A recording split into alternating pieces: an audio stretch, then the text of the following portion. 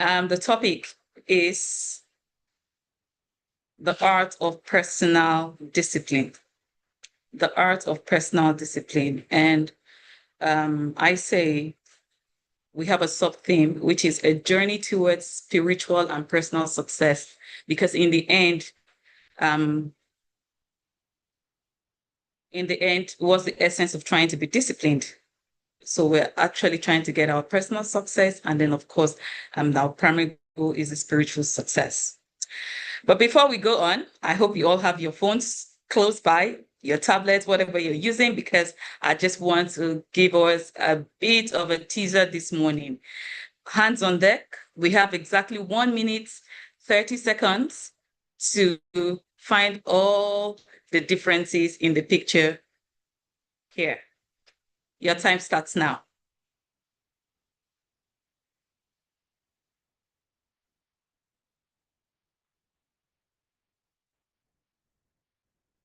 Can you spot the difference? How attentive are you to details?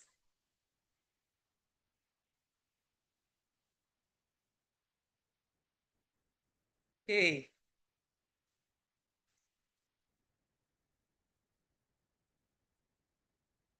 Okay. Please. Okay. I see they are not playing at all. You have at least 10 differences. If you can find, let me know how many you can find. Just keep listing it. We can see the responses. That's beautiful. And we're rounding up very soon in 10, 9, 8, 7, 6, 5, 4, 3, 2, and 1. Okay, so here we have it. All the differences. So you can find the ones that you can find the ones that you missed here. I'm like, oh, how did I miss this? Right? So there are 1, 2, 3, 4, 5, 6, 7, 8, 9, 10, 11, 12, 13, 14 differences at least. Okay, get ready. If you missed this one, be ready with your eyes and your brain as we go in for the next teaser. Oh no, I made a boo-boo here. Okay, but that's fine. All right, and your time starts now. Another 1 minute, 30 seconds to answer this. Interesting. Oh, it's my Balogun 13. Okay.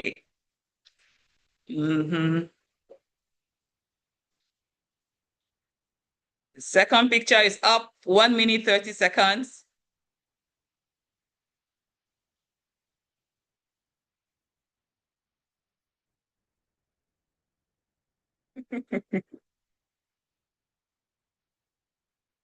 Yes. And we're rounding up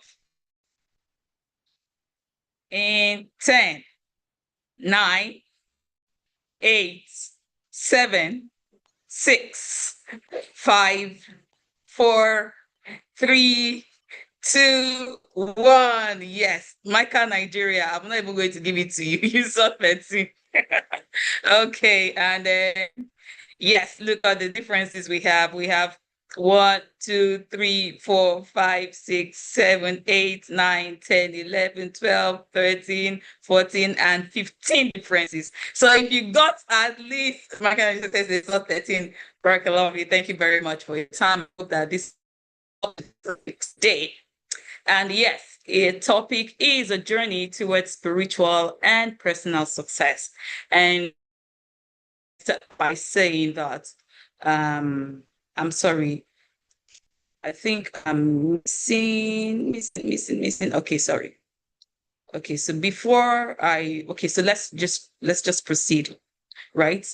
So it's a journey towards spiritual and personal success. And I say discipline equals success because for everything you want to achieve, you have set your mind towards a goal. Somebody says working out. Okay, so maybe the person knows that they have a high tendency to be obese, or they are not disciplined with their eating, so therefore they have to be disciplined with exercise, or they work in a job that is remote that keeps them sitting down with very little physical activity, right? Somebody says waking up, maybe they say early to bed, early to rise, or you find difficulty sleeping, and so by the time you sleep in too late, it's hard for you to wake up in the morning. Just for some reason, some of us are just sleepers. Our beds are just like our parties. So whatever it is, the reason why you feel like it's difficult to achieve it is because you want to succeed at it. Whatever it is, pray 5 times a day. I want to be able to fast Mondays and Thursdays. I want to be able to wake up for tahajjud. I want to be able to do this. I want to be able to do that. You're aspiring to achieve something, and it is only discipline that will take us there. So let's look at it. Now, why do some people succeed spiritually, personally, or professionally, while some others with equal opportunities don't? As we all know, when we talk about the richest Black man, oh, Aliko Dangote. Aliko Dangote, you say, oh yes, now he made his money from his family. But guess what? He was not the only son of his parents. Neither was he the only grandson in the family of Dantata. But today, it is Aliko Dangote that we talk about. And I'm certain that even though there is no just action, oh, I was disciplined about this. There are certain routines in his life that he has been disciplined about and consistent about it that has brought him to where he is today. Spiritually, there are so many people that went to the same class to same school. They learned about the Islam theology and all of that. But how many sheikhs can we know that are renowned? How many sheikhs will talk? Oh, Sheikh Niyas, everybody knows him. Oh, Sheikh Adam, Ali Lori. Oh, before let me mention my husband's name. Oh, Sheikh Adam, but at least in the Southwest, And you see, they stand out of the crowd because there are certain things that they have been disciplined about consistently, that people can now make them a reference point. Personally, professionally, I was laughing when the speaker was speaking. Say, oh, we have the perfect speaker to talk about this. And I say this because, so let me give you a bit of history. I'm an only daughter. I grew up in a house with as many boys as possible. I have 6 brothers, right? So all the visitors that come to the house, all the family friends that come to do sleepovers, all the cousins, they were just comfortable sending the male children. So I grew up in a house with so many boys. And my father knew that the only way to be able to control many boys was to try to, certain discipline. My father would say, there's no dinner after 7. And, that has really, really stuck with me, that till date, I find it difficult to eat once it's past 7. My father then, after saying that, you go and get padlock and tired, they call it, you get padlock and key, he will lock his freezer so that nobody goes there. He will lock the kitchen door. It was so funny because with boys, it can be crazy. So this thing called discipline, why do people stand out? So some of these things, they've been so ingrained in me that I didn't even realize.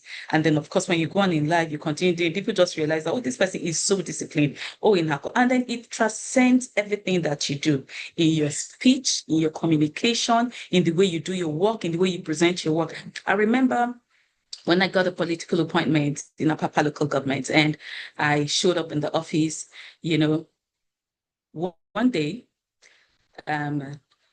I was a budget supervisor, and then the staff of the budget department they wanted to submit the budget proposal to me. And I just heard somebody telling the other person. So I wasn't in the office, I was behind them, and she was like, you are taking this file to Madam Aziza's office without putting it in a folder. And look at how this front page is looking dirty. If you know what's good for you, you better go and reprint it. Or she doesn't take nonsense, and I quickly hid, and I was just laughing. I was like, is it me they're talking about? But you see, when you're disciplined about certain things, it's infectious. People around you start to gain it. Like, I can't even say, like personally, I don't have anybody that will say, you just want to call me and start gisting at 8 p.m. Like, Day, what's the big deal? Like, it has to be an emergency before you are bold enough to carry your phone and say, except of course you're like in that very inner circle. Like my younger brother, I have gist for you. He didn't remember he has the gist this morning, And then my husband now also knows that there are certain people that call on, but I mean, it's not open to everybody. So you know that discipline transcends. The other day, a couple of years ago, I had my nephew and my nieces and nephew, they were talking about me, and one now said, you can't send message to Auntie Aziza and you don't spell it properly. You go and use letter D for THE. She will call you and she will tell you to correct that message and send it back. So one now said, the way I used to escape now, I send that voice note. I was like, eh. She said, but even when you send that voice note, she'll call you and say, can't you speak English? Can't you write it in English? But I keep telling them, I say, no, this thing is a training. And then I remember when my nephew traveled to Germany, one day he called me and he said, Auntie, I just want to thank you so much. You know, everything that you have taught us, everything, we were listening. I know it felt like you had to um, repeat it. You had to scold us to do it. So it has helped me. It's come a long way. And I felt so good. I had this feel good feeling like, I've been able to pass something on to. Sometimes I do something. Sometimes I see my brothers, when my brother is displaying his kids and it just sounds like it's my father because those things that my father used to do, even though he was one of those that used to break the rules, now he's enforcing it on his kids. So discipline transcends. It cuts across barriers, right? And I say success is really about talent alone. It's not just your talent that will take you to achieve what you want to achieve in life. It's about personal discipline. What are the things that you are disciplined about? Not because the room is not there. Not because you don't have money to buy ice cream or you don't have money to buy shawarma, but you want to be disciplined about the healthy content of what you consume, or you want to be disciplined about, the amount of sugar you consume, the amount of cholesterol you consume. It's not because the money is not there that you can't afford these things. Okay. So if you don't have discipline, even when you don't have, by the time you have, it's difficult for you to actually be disciplined. So discipline is actually the key to consistency, focus, purpose, and success. We're going to look at it. Now, today, the topic says it's an art. So I asked, is discipline a science or an art? Personal discipline is a science to master the habit of it, to give it meaning, but it's an art to make it meaningful and sustainable. Why is it an art? So we want to achieve the same thing, right? I want to achieve maintaining this weight without growing fat or losing it. How do I do it? Some people go through intermittent fasting. Some people will go through working out. Some people will go through aerobics. Some people will go through dieting. Some people will go into calories counting. That's the art of it. But you're trying to achieve a particular purpose. And I know that we all have our different tricks that we try to apply to achieve. Like, when we want to pass exams, then some people will burn the midnight candle. They will do till daybreak reading. Some people will go cram, wait for exam period and cram, cram, cram. Some people like us, once we can attend class and sit in front, we are gone, we are good to go. Some people, they need to read every night. So you'll be feeling intimidated every night. These people have gone to class to read. So whatever it is, the art is finding your own style, something that works. Okay, so let's quickly review. It's called the Hungry Rat Effect. And I'm hoping that you will send some of the messages home. Then we can now start our discussion proper for today.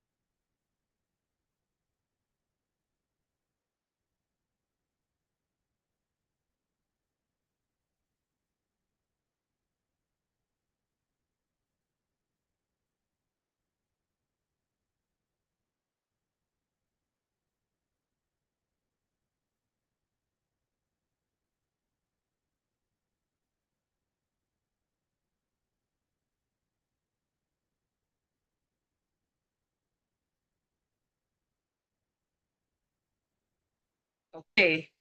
So let's quickly do an audience poll. What is your biggest discipline struggle right now? I know some of us in the beginning we had said it. Somebody said walk out, somebody said waking up early. But I would like to know from every other person who has just joined, um, what exactly is our biggest discipline struggle right now? For some people, it's getting my kids to read without having to fight. Some people, it's getting to work early. For some people, it's waking up early. For some people, it's trying to get myself organized. Whatever it is, let us know what your biggest discipline struggle is right now. What's your biggest discipline struggle? Somebody says exercise. Yeah, like me, we the couch potatoes. Please don't bring exercise our way. And so the only thing that I just keep praying, let me not have any illness that the doctor will say, go and do exercise. Okay, so somebody says exercise. Can we have more? I know some people answered earlier on. In the beginning, somebody said Chinese, learning how to speak Chinese on Duolingo. Somebody says waking up very early. Another person says cooking. And that's interesting. Okay. Another person says exercise. Somebody says analysis paralysis syndrome. Oh, wow. The person is always overanalyzing things, perhaps, right? And then in the end, it gets not to do anything. Okay, somebody said making sales calls. All right. Sticking to a budget on sons in the university. How can I curb it? How can I be disciplined to say I'm giving them only 100K, only 50K and stick with it, right? Somebody says procrastination. Oh, and a lot of us taking action, very, very important. A discipline struggle. When I say no, I know should be no. When I say no eating at 7 p.m., even if my son comes and says, Mom, my stomach hurts, can I stand? Okay. I'll rather chat than calls. Okay. All right. So we've had a few, and you can see only like two people said exercise, which is the same thing. Everyone has exactly what their challenge is at this moment in time. So let's look at some vital definitions. What does discipline mean to you? It can be one word, can be two words, can be a sentence. What does discipline mean to you? Please, let's just participate, make this very interactive as possible. What does discipline mean to you? For some people, let me give you examples, right? So discipline means eating on time. Discipline means praying on time. For some people, discipline means getting that job, that getting to that, you want to be at the top level of your career. So that discipline is because I told you discipline is success, right? So whatever you're aspiring to achieve, whatever you must be disciplined to achieve, right? So what is discipline? I see some responses coming in. Somebody says compliance, doing what your conscience tells you to do without talking back. That's being comfortable with the decisions you take. Discipline means focus. Okay, so let us see. I have a bit of a definition here, and I love definitions because it helps give context to what it is that we do. Like I said, everybody has had something, to learn about discipline. They have heard discipline before, but I mean, we're trying to see it from different perspectives today. So discipline means not falling off the bandwagon, staying intact, whether you are in Nigeria or in China or in India or in America or in London, that when it is time to pray as a Muslim, you pray. Okay. So not falling off the bandwagon, whatever that bandwagon is. Now, one definition from Nuruddin Lemu lecture years ago says doing what you need to do, whether you feel like it or not. And somebody says following the rules of success actively. All right, what do we have here? Here we have discipline is a self-control that is gained by requiring that rules or orders are obeyed. And as my husband just put it, as simple as possible, discipline is moderation. And we're going to see why. Now, if discipline is self-control, is moderation in what we do, then therefore, what is personal discipline?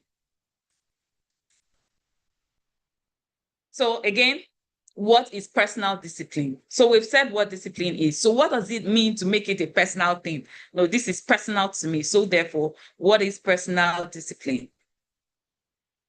Being consistent with your action. Mashallah, I love that. Being consistent with your action. Okay, so somebody else, what does it mean for it to make it personal? Because different people, success means different things to different people. So let me explain to you. As a maybe as a woman, not even as a woman, as a person, if your if your um if your metrics for success is just about having kids, for kids to call you mommy, if you like become the president of Nigeria, if you like have billions of account money in your account, you would never find satisfaction because the measure of success in your head is to have children. And so you never find success and satisfaction until when you have children. For some people, it's to become the president in their country. For some people, it's become a political office holder. For some people, it's to become a career, whatever. For some people, it's just to have cars, good makeup, good phone, the best phone, iPhone 100, Samsung 20, Samsung Z, whatever.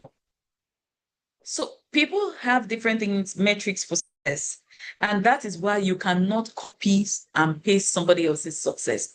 Or in the end, you'll be left feeling empty.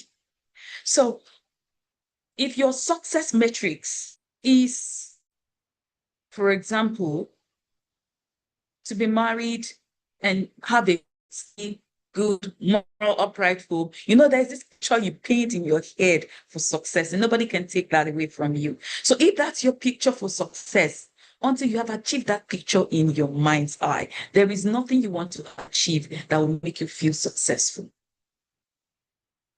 So that's what we're bringing in personally now. What does personal discipline mean? Somebody says being consistent with your actions. One says following the plans that you have created for your own self. Well, let us see. What does the definition say?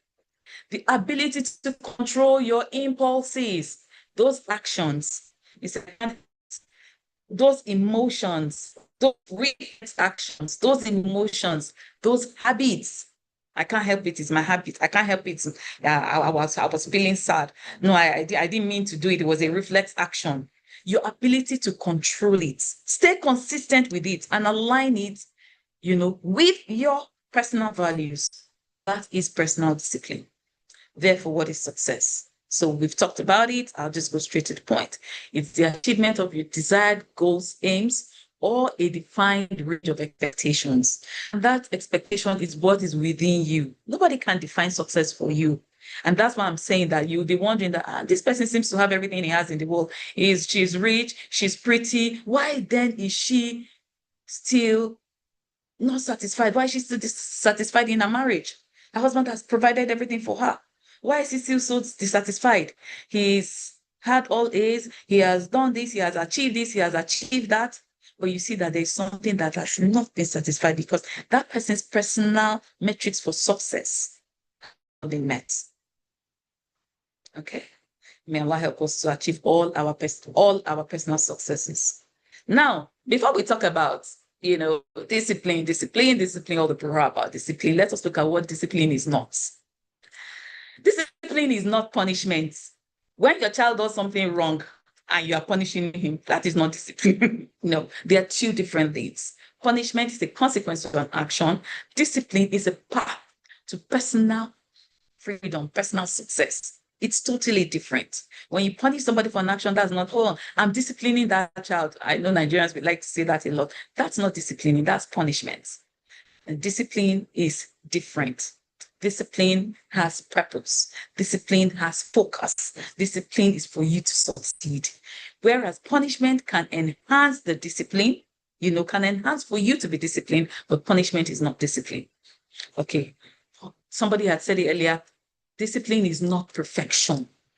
It is about being consistent about what you look, everything. That's what Allah says, that the best of deeds to Allah are the things that you can do consistently. It's not perfection. Your iman will never be at this point forever. It will go up sometimes, it will come down sometimes. But what are those things that, in spite of where your iman is, you ensure that you pray your 5 daily salat. You ensure that you do this, you do that, you do sadaqah, you did your Juma prayer, you can never miss it. Those things you are consistent about. You don't have to be perfect about it. You might not meet the jami from the first rakah to the last rakah, but you can be disciplined enough to ensure that once you hear the call to prayer, your direction is towards the masjid. You can be disciplined enough to say, once you hear the call to prayers, through your phone, through the masjid, you put off the TV, you put off whatever you're doing and you go. But you're consistent about it. And I'll say this, for example, I have the luxury now to be able to decide meeting times. But even when I didn't, like, I hated when meetings have to cross my prayer times. Like, you now call me at 12:30 and start telling me there's a meeting. And you and I know that that meeting cannot be less than 30 minutes. And solar time is anytime from 1 p.m. You have already upset me. In fact, I've lost concentration in the meeting before it has started. Like, it's dead on arrival. Or you now call for a meeting at 3:30 or 3:45. It's just like, okay, maybe closing time is 4 p.m. or 5 p.m. at work. 15 minutes to close the time. That's when your boss will now call you and say, go and do something. There's that personal irritation because it's interrupting. Like I tell people, I say, look, build your life around Islam. And then it helps you that way. So you know that you have any time from when you wake up at Fajr till 1 p.m. Some people for 2 p.m., to do what it is you have to do before you must take a break for Allah and then do your prayers. And then if you're the kind of person who knows that you need to wake up Fajr is anytime from 5 a.m. And you know that your body needs at least 6 hours, 7 hours of sleep. Please, when it is 10 p.m., go to bed. Be disciplined enough to do that. You cannot go to bed at 12 p.m., 1 a.m., 2 a.m., and expect your body to wake up and be alert for Fajr at 5 a.m. Now, if you have that kind of body like mine that feels like it is perpetually cursed, because when you teach my body something, it's hard to unteach it. So me, now, whether I'm on my period, whether I travel to any time zone, once it is 5 a.m. Nigerian time, my body has woken up. In fact, before 5 a.m. Nigerian time, my body has woken up. My system has been trained to be alert at that time today. So what you are consistent doing. Now, discipline is not about control over others. No, superiority. I want to be boss. I want to be a God. That's not discipline. It's about control over yourself. When nobody is watching, when it is just you and Allah, the All-Seer, would you dip your hand in that purse that is not yours? Would you commit that fraud? Would you commit that zina? Would you commit that, would you do that? Would you do this when it is just you and yourself? So that personal control over yourself, to hold back. I want to do this, but you're holding back. That restriction on your desires, on your reflexes, on your emotions. That is discipline. Discipline is not rigidity. Because I said so. This is how we have been doing it. I'm not moving. That's rigidity is something else. Discipline is flexibility and adaptability with focus. That in the end, they are achieving the same result. You have not lost focus. What is the end game? We want to achieve this. We want to go to where? Kano. From where? Lagos. It's either we go by air, we go by road, we go by train. There are flexible ways you can be adaptable to achieving going from Lagos to Kano. However, you don't lose focus that the destination is Kano. But you cannot be in Lagos and say, because we have always gone with ship, we have always traveled by sea, we will enter sea. Is there any sea that connects Lagos and Kano? Definitely you'll be traveling southwards. Why? Definitely you'll be traveling south, Kano is not. So you can see that you have lost focus. So discipline is not rigidity. It's about being flexible and adaptable to achieve what you want to achieve. You're going to meet different people. You will marry, you are different people. You're different from your husband. You're different from your friends. You are different, you have different backgrounds. But the essence, what you want to achieve, it's just about finding flexibility, and it helps you in your human interpersonal relationship. Now, discipline is not about doing more. Discipline is not about being, when you go to the gym, you want to do all the fitness, you want to get crazy about it. That's not discipline. It's not about doing more. Discipline is about doing what truly matters. What's your essence of going to the gym? Do you want to maintain this weight? Do you want to lose this weight? You must be disciplined about why are you going. Oh, I just want to go and work on my biceps. Oh, I want to go and work on my abs. You must know why you are going to the gym. You can't just be going to the gym because everybody is going to the gym. so that they can wear skimpies and go there and show off, or they can build muscles. No, you need to know exactly why. So that when you get to the gym, you're doing exactly what you want to achieve. Now, I heard there are gym coaches now that would ask you in the beginning what you want to do. Then they would probably design personalized training according to what you want to achieve. But it's not about going there and doing everything, only you dumbbell lifting, only you, this one, only you, that one, only you press up on. No, it's not about doing more. It's about doing what truly matters. And you're consistent about it every day to achieve what you want to achieve. Now, again, discipline is not a one-time decision. You can't just wake up and say, I've passed JAMB, therefore I'm disciplined at passing exams. No, absolutely not. It doesn't work that way. You can pass JAMB today, you can pass WAEC, you can pass NECO. These are one-time exams, but it doesn't mean that it is what you'll be writing exams every day. So you can't call yourself, you can't say, oh, I'm disciplined at writing exams. It doesn't work that way. Discipline is a daily practice, something that you do consistently every day. And no matter what, you keep doing it. Somebody says, I see why I haven't been able to start going to gym. My goal is plenty. If your goal is plenty, please find who will help you streamline it down. But the trick is actually to start with baby steps, right? So that you're not overwhelmed.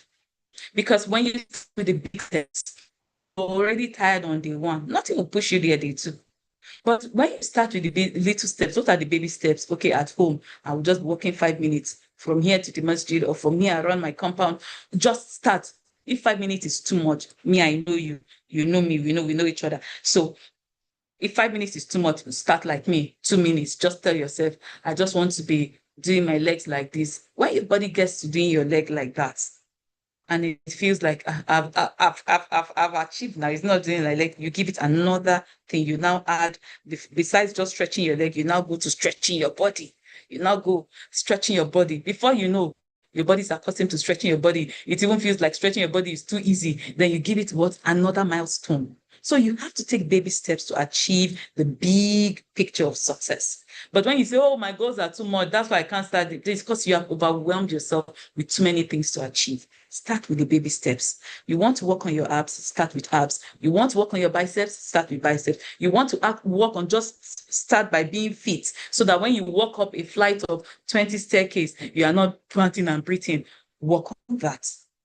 So you need to give yourself measurable, milestones that you can be happy and celebrate your achievements. Now, discipline is not external pressure. Everybody is doing it, therefore I must. No. Everybody is using iPhone 20. Everybody is using iPhone 17. Everybody will always have something that they are doing at one point or the other. That is not discipline. Discipline is an internal commitment. My father used to say that what you want, you would always keep increasing. But what you need, it's consistent, it's constant, and it's not that huge at any point in time. So you want to eat breakfast, lunch, and dinner. Then you want to eat dessert. You want to eat appetizers. But what does your body need? Fruits and vegetables? Is it there? Yes. Protein, carbohydrates, whatever it is, what you need is consistent. What you want is plenty. When they bring out ice cream today, tomorrow they'll bring out gelato. Next tomorrow they'll bring out frozen yogurt. The day after they'll bring, there's always one sweet thing or the other. So what you want, there will be so many things to entice you about the things that you want, but you need to be disciplined about what you need. It's an internal commitment. What do I want to achieve? Perhaps you're not even looking like what I want to be known for, what legacies do I want to leave behind. And you see, one thing about discipline is, I told you, it's transcendent and it's very, very contagious. So many times you look like, I'm telling the student to do this, they're not listening. It's because they are not listening. They are not learning by what they hear. They're learning by what they see. What they see you doing, they will automatically do. I remember one of my nieces, she was always so much around me that one day her mother called me and she's like, this girl did this. Wallahi, I could just see her. I could see you in her. It was as if it was a mini Aziza that was doing this. So the children learn from you, not necessarily from what you say. And finally, discipline is not principle. Now you can be a principled person, but you are not necessarily a disciplined person. What do I mean by this? Let me give you a perfect example. In the military is a principled career and operation.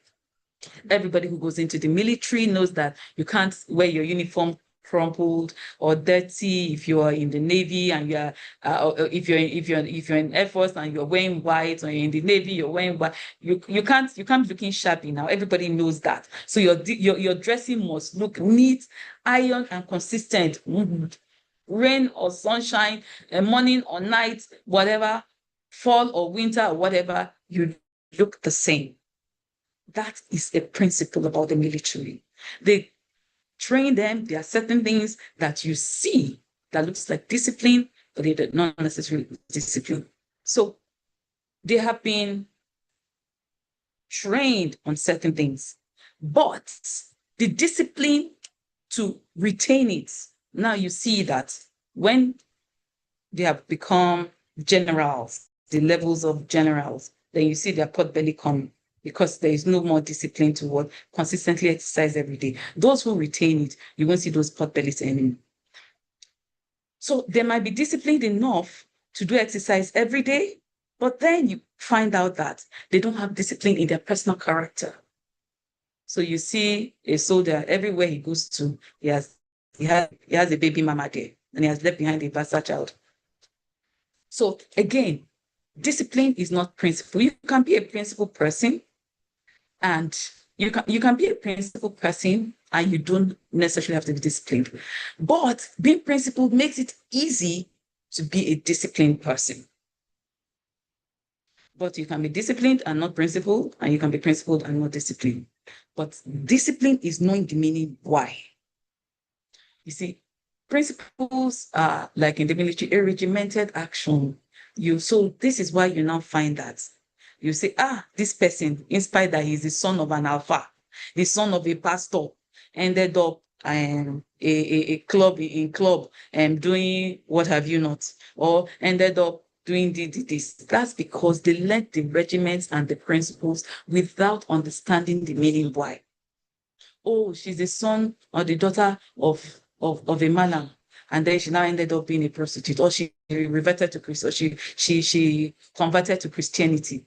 That's because she was just following the regimented, rituals of Islam. Wake up every morning, pray. She did not understand why her soul, the person's soul, the children, they didn't understand the meaning of what they were doing. So you need to have a meaning, the meaning why, for those your actions to make sense, to enable you to be consistent about it. And, discipline is almost like an addiction, I tell you. It's like the same part in your brain where people take things to get high and they get addicted to it. That's how discipline is. You walk into a place, you want to ensure that maybe that's crossing like to OCD, right? But you are disciplined enough to ensure that things that are meant to be put where they are put where they are. I remember that I read something recently about a young man who was so fed up with his father telling him what to do all the time that he was like, when I get this job, I just want to get out of this man's face. He's always telling me what to do. Put up the light. Nobody is sitting there. Put up the TV. Nobody's watching it. Put up the heater. Put up the tap. Arrange your shoes here. Please, I don't want anybody controlling me. So when he went for his job interview, it so happened that he was wondering, why is the light in this room on? Nobody is there. So he put it off. Then he saw the mop bucket right in the middle of the hallway. He pushed it to the side. And these were the two actions that actually got him the job at the end of the day. And when he came for the interview, they said, oh, you have the job, but I haven't been interviewed. He said, yes, but we're watching you. Everyone came in, they saw that bucket right in the middle of the party. Some people even kicked the mop bucket and spilled water on the floor. You were the only one who put it at the right place. You're the only one who put off all these lights here because they were not needed. And at that point in time, he burst in crying, remembering that the same father he wanted to get rid of had just gotten him the best job of his life. And I'm saying this because I remember road safety started to enforce the use of seat belts. Long before that, my father used to do it. In fact, my father would say, if you're not this tall, you can't sit in front of the car because the seat belt is not going to be able to cross you. So we were so used to using seat belts that by the time it became an enforcement in the country, it wasn't a big deal to us. In my family, we're already accustomed to it. Okay, so now every time you turn on the heater, we put it off. By the time we started doing band A, band B in Nigeria, it wasn't such a big deal because you were not, you were never a wasteful person to start with. You will not leave the AC on whether nobody is there. You won't leave the heater on simply because the heater can run and nobody cares. So there are certain things that the discipline, like I said, it transcends into everything that you do, that you begin to find. If you want to sit down and reflect, you can now find the meaning in what you're doing and how it transcends every actions of yours. Okay, so now, why does discipline matter? We are what we repeatedly do. Excellence then is not an act, but a habit. This is what Aristotle said many donkey years ago. That we are what we repeatedly do. What people see you do every day is what they see of you, is what they know of you, and is what you become. And then you become excellent in doing that. Therefore, it's not an act, but a habit. See, so for me, discipline does what it's actually to reduce stress and overwhelming feelings. Just to you're disciplined about why you want to go to the gym, all those many goals you want to achieve. When you are disciplined about it, you put them in structure and then you need to achieve them little by little. It won't be so overwhelming to you. That's waking up, you want to wake up. Design a schedule, a model that works for you. If you're the kind of person that says, oh, I have difficulty waking up early, then make sure that if you're a coffee drinker, before 6 p.m., that should be the last coffee of the day that you ever drink. So that you can sleep well and wake up well. I mean, there are different tricks you can bring into your life to be able to achieve the little things that you want to achieve. And it is only you that know what you want to achieve. And then the reason why it must be there. If not, achieving it will that's why you can forfeit it. You can let go because it doesn't even have meaning to start it. Who cares if I have one pot belly or 6 packs? I don't say. But if there's a reason why that you want to be healthy, or this is how you've always wanted to look in your mind, if you have that meaning and reason why, you will work for it. Now, it builds a positive momentum. It leaves you with this feel-good feeling. Once you achieve, you believe you can achieve more.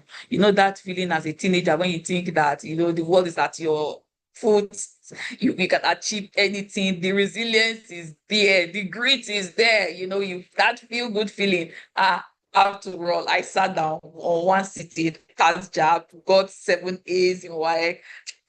I can achieve, I can conquer the world, right? So it builds a positive momentum in you. My first business, at my first pitch, immediately I got $1.6 million from Shark, whatever, investors, blah, blah, blah.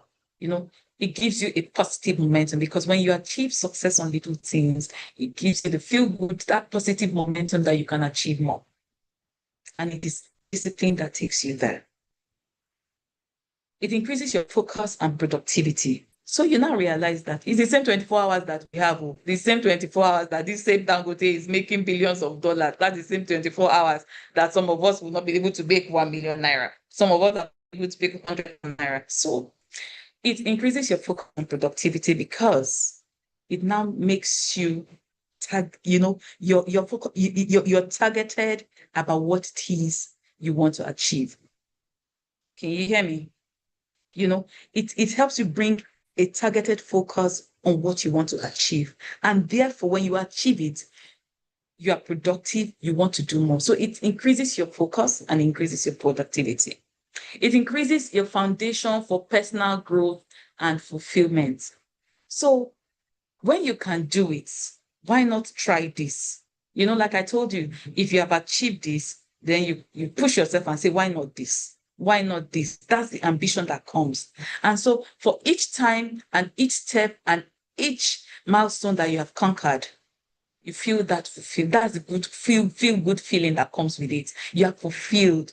You're feeling like you've done nothing can spoil your mind. No amount of bloody hashtags or swipes or dislikes on social media can put you down because you feel like a personal achiever, because you know that you have achieved everything you want to achieve. Nobody can call you failure, right?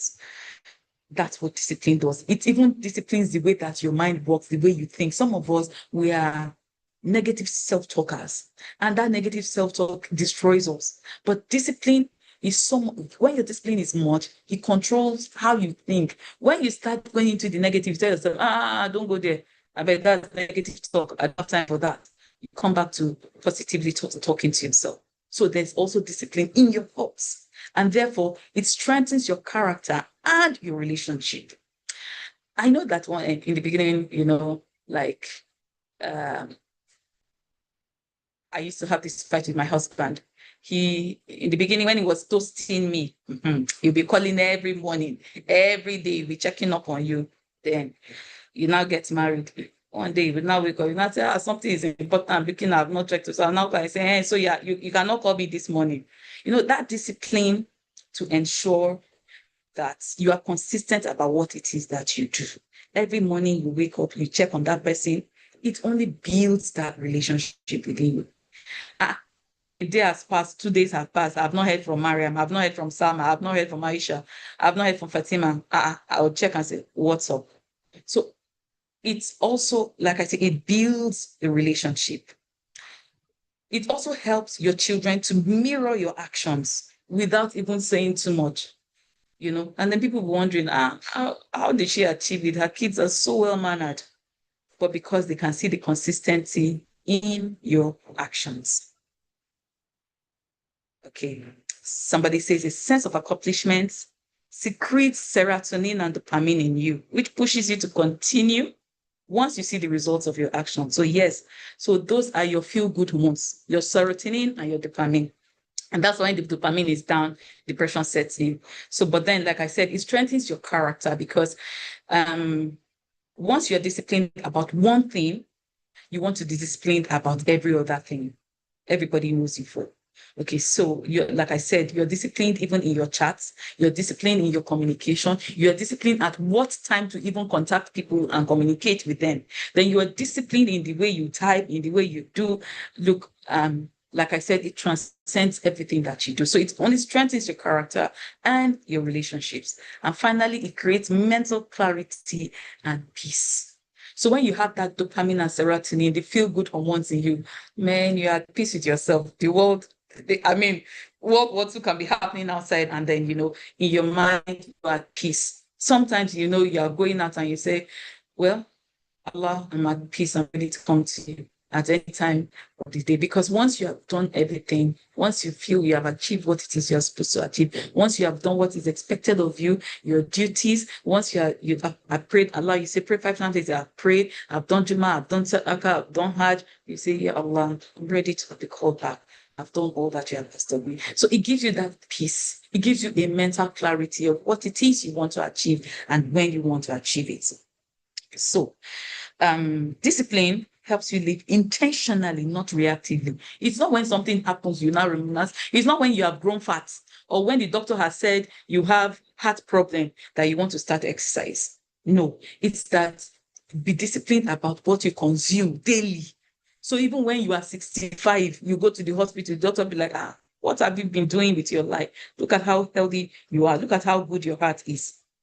So discipline and principle brings about the best attributes of leadership in you. And in the end, that's what we're saying. Discipline, and principle, when you bring it together, it brings about the best attributes of leadership. So everybody begins to see you as a leader, even when you're not. So you see that you've been nominated for class rep or class monitor all the days of your school life. Then you became head boy or head girl. You come to the office, they are thinking you are teacher's pet. You are not just teacher's pet for nothing, not because your father has money, because you started showing those traits and characters of leadership out of what? Discipline. Then you become teacher's favorite pet. You become Oga's favorite person. Anyways, Oga is going, Arafat must be on that. Oh, Salma must be on that trip. If no, I'm not comfortable. You bring yourself, are you sure Ismail has gone through this? If Ismail has not gone through it, I don't want it on my desk, It begins to give you that kind of reference point of leadership. So it helps you live intentionally and not reactively. Don't come and ask, it's because Aziza is always showing up like this. That is why Oga likes her. Me too, I want to start showing up like that. You are reacting to a situation that is not natural to you. One day you'll get tired. or you become a hateful person. Okay. So how do we build habits of discipline? How? First and foremost, you cannot help, you need to be a planner. You see, they didn't teach you, so you need to be a planner. What is my day looking like? How am I planning my day? Do I have time to pray? Where am I going to? Where I get to? Wherever I get to, is there provision to pray? If I'm going to be on a journey, it helps you. If you just need to plan ahead. It helps you to plan for scenarios before they happen. So when they happen, you already have a plan A, B, C, D, and it's like easy peasy.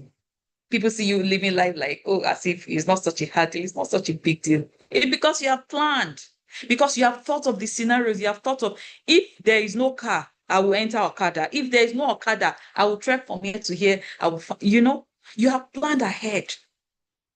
You have thought of, if there is no aeroplane, I will go by road. If there is no road, I will go by, if there is no train, I will go by this. So it helps you to you plan ahead in everything that you're doing. If I want to wake up at 5 a.m., I must be at bed. I must be in bed by 10 p.m. I must be in bed latest 11 p.m. So you have to plan for it. Once you know what it is you want to do and you plan to achieve it, then discipline helps you to attain it. So it's very, very, very, very important. Very, very, very important. Next, it helps you to set clear boundaries. Some people are yes people, they don't know how to say no, and it puts them in trouble. Everybody calls you every time, come. In fact, it's so annoying that by the time you keep answering people, they call you for everything. They don't even have any limits at all. If care is not taken, they will call you and say, I've not been able to pull for 2 days. You know, somebody chatting. Okay. Okay. Noted. Thank you. So, it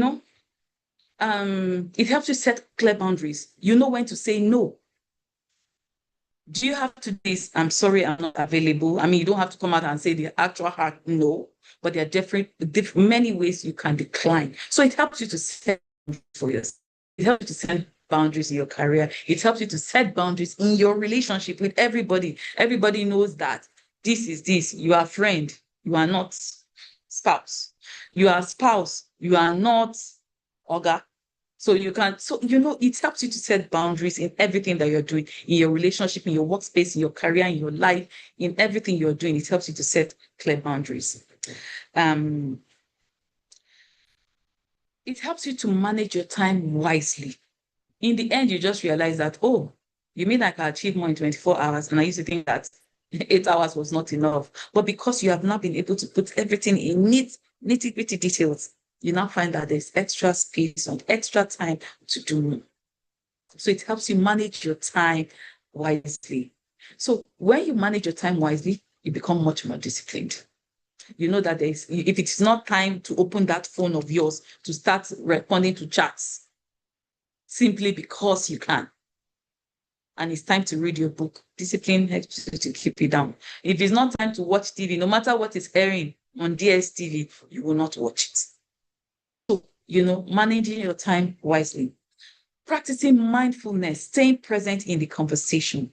Many times people are lost in conversation. We've been having this discussion now, and then before you know it, people have zoomed out. I've said something that has taken your mind away. It helps you to stay mindfulness and staying present so that you are part of the discourse. You are not lost in the moment. You're not saying, well, I got carried away. That's indiscipline in your thoughts. You'll be disciplined enough to remain in that conversation. Now, following through on commitment, it's also an act of discipline to follow through on commitments. When you say you want to do, that you do, and you can achieve it.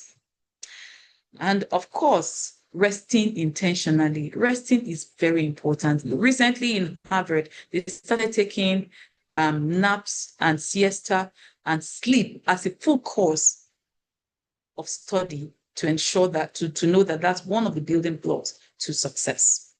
Now, discipline is found in the small, seemingly boring things and choices that we make every day. It may not look like a big thing. You come in and you have arranged your slippers where it's supposed to be. The chair is askew. You make it straight. There are these little, tiny, boring things.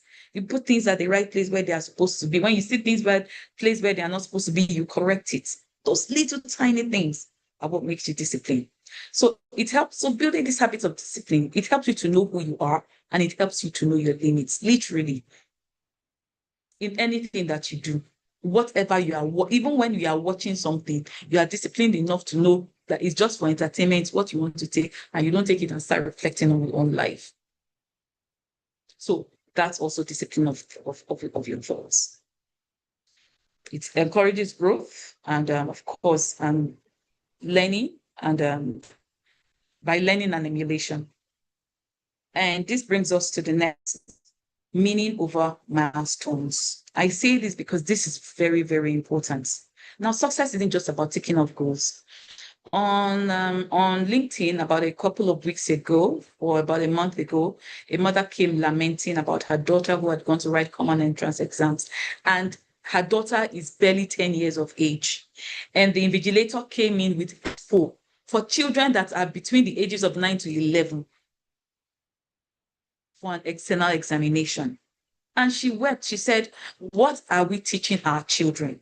And the girl told the invigilator that my mom will not allow me to do this. My mom is going to, she's going to kill me if I copy. And they say, you go to this side. And then they opened the expo for the other kids simply because they wanted them to tick the box of, oh, our school, we have passed common entrance examination. Our children came with the highest number and highest grade. It's not that's not discipline. That's not success at all. So milestone achievements is not success. It must have a meaning. This is why you see they will push children. Oh, my child is a graduate at 16. My child graduated university at 14. My child graduated university at 13. I was conducting an interview and a mother came with her son.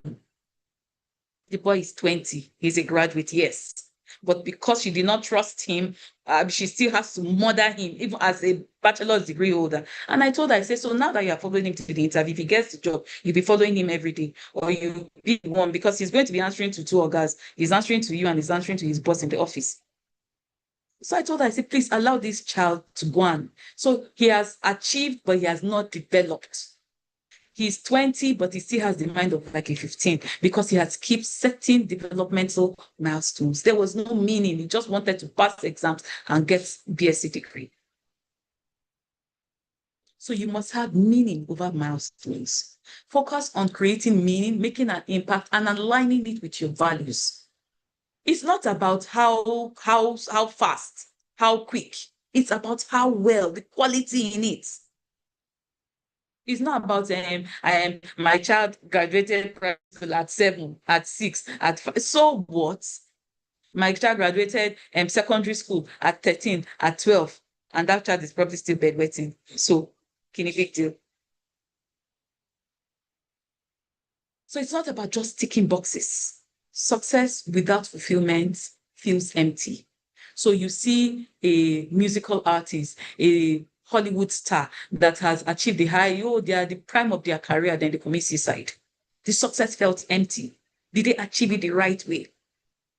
Maybe she had to sleep with tens and thousands of men to get to the peak of her career. It's now feeling crazy. That success doesn't have meaning anymore. She takes her life. Oh, I want to have money. I want to have money. You enter Yahoo Yahoo. You have the money, finish, you run crazy. If you don't run crazy, the money feels empty, senseless, useless. You take your life. 4 years ago, may Allah protect us from all of this.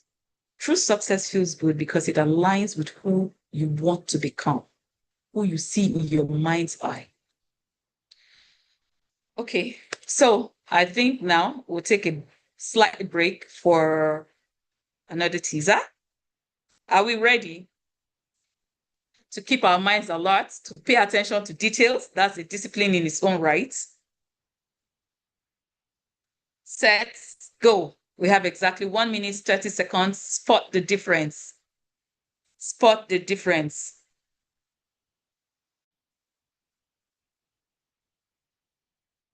Be disciplined about it. No one has seen any difference yet. I'm not seeing the responses coming in. Where is Adil? Where is Salma? Where is Arafat? Where is Ismail? Okay, my responses are coming in now. Aha. Okay. Aziza. Aha. Ademola. Nafisa. Zainab. Yes. Yes. Keep it coming. Time is counting down. Okay. Okay. I see Abdullah Yusuf or Nafisa again. Right. Aha. Arafat has responded. They are vexing, they are responding. Now we end in 10, 9, 8, 7, 6, 5, 4, 3, 2, and 1.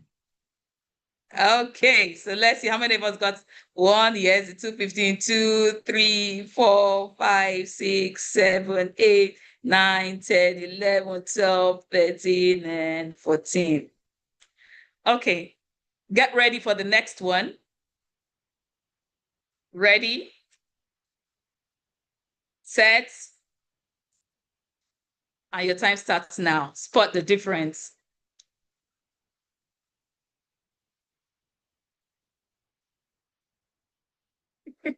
Salamata says she can't find her glasses. Okay, Aziza is on fire, crying and not crying. The pocket, the cup, open and close eyes. Okay.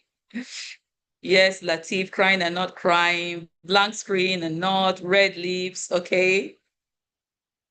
Pay attention to the details. His teeth, the tears. Yes, cup, couches, tears, orange paper. Okay, and now we round up in 10, 9, 8, 7, 6, 5, 4, 3, 2. I see people rushing with their responses. Don't worry. And next, I'm going to tell Micah to actually pay for the people with that get the highest. Now we have 1, 2, 3, 4, 5, 6, 7, 8, 9, 10, 11, 12, 13, 14. Okay, so all the details of the face, right, is taken as one. The tears, the closed eyes, the teeth, and the lips, it's taken as one here. All right. Now let's go back, and then we're rounding up, inshallah, and very soon. But of course, we cannot round up without discussing the personal discipline through the lens of Islam. You see, Allah says in the Quran that as for those, and that's for the one who fears the standing before his Lord and restrain his soul from desires, then indeed paradise will be his refuge, because your desires it will keep coming. Your nerves will always have what it wants you to do. But that's personal discipline, that moderation, that self-control to hold back. Allah says that is what will give you Al-Jannah. Because let's think about it. Personal discipline is the sacred act of what? Aligning our desires with our duties.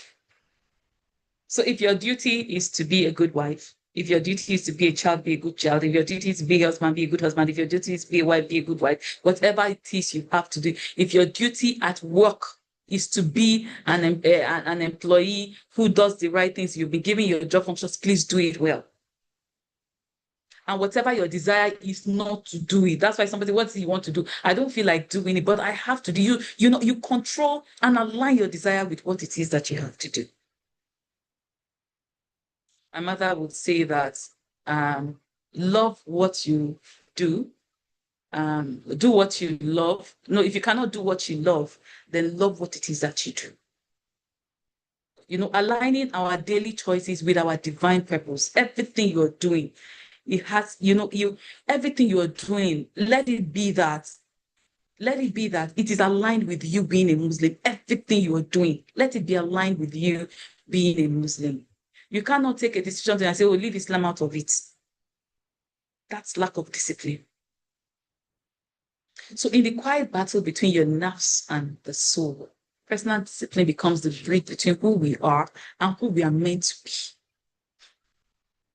Sometimes you are born as a poor person, and your destiny is to be a rich person. It's your personal discipline that will take you from that point of poverty and impoverishment to the path of wealth. You are born in a family of illiterates. Your destiny is to become a renowned doctor, a renowned surgeon, a renowned engineer. It is discipline in those actions that will lead you to your path to where you need to be. In Islam, personal discipline is not an option. It is foundational to everything that we do. It is the very structure upon which our faith is built upon. First, you see it in the Shahada, your declaration of faith. Because when every human being is created, the human soul knows that it needs to worship something. It needs to be subservient. It needs to be submissive to a higher being. He doesn't know what. In the story of Prophet Ibrahim alayhi salam, he woke up and when he saw the moon, he says, oh, when he saw the stars, he said, oh, this must be my God. He was searching for who, what he had to worship. He knew it wasn't the idols. When the stars faded away, he said, no, my God cannot fade away. The moon came and said, oh, yes, this is bigger, it must be my God. The moon went away, he said, no, my God will not fade away. The sun came and said, oh, this must be my God. And that is how the soul keeps searching. But that discipline to say what? That monotheistic belief in Allah and the Rasul, spiritual discipline to know that it is Allah that you worship, irrespective of what comes. This year alone, my father died, my mother died, and I lost my 3 siblings. I lost this one, and all my business failed. This one, they will say, come, I know one Babalawo. Come, I know one pastor. Come, I know. No. That discipline, spiritual discipline to say, you know what? I stand with Allah and I trust in his decision. That spiritual discipline, in spite of whatever happens in life. That is one thing Islam teaches us. Another thing is in our Salat, 5 daily prayers. I'll be talking about it, how you plan your day and your routine around your prayers to ensure that at the time it is time to pray, you are in a comfortable place where you can pray.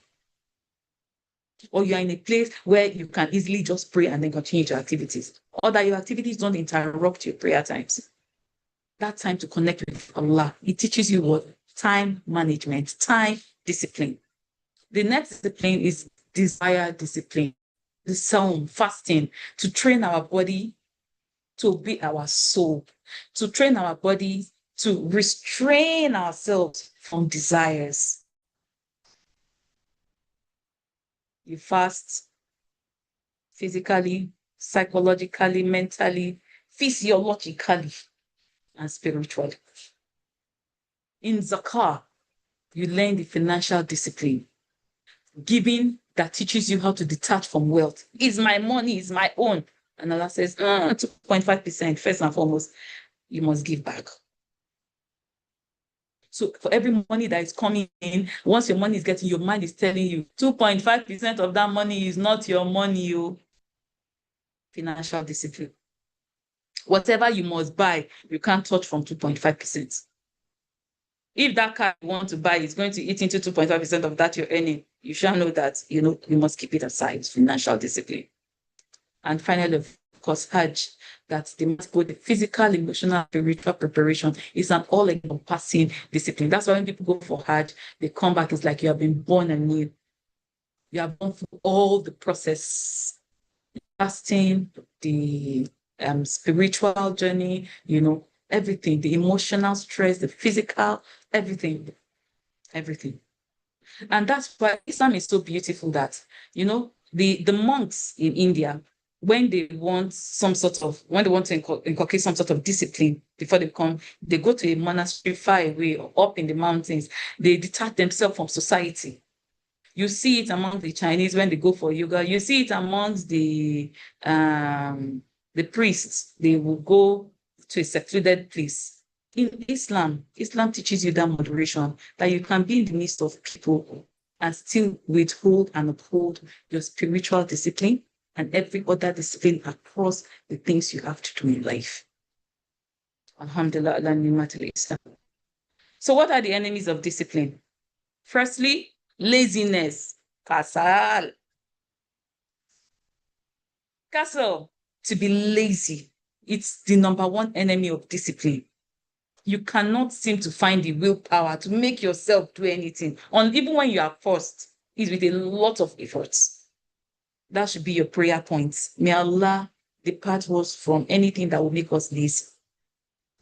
Procrastination. Somebody said this was a problem. It's an enemy of discipline.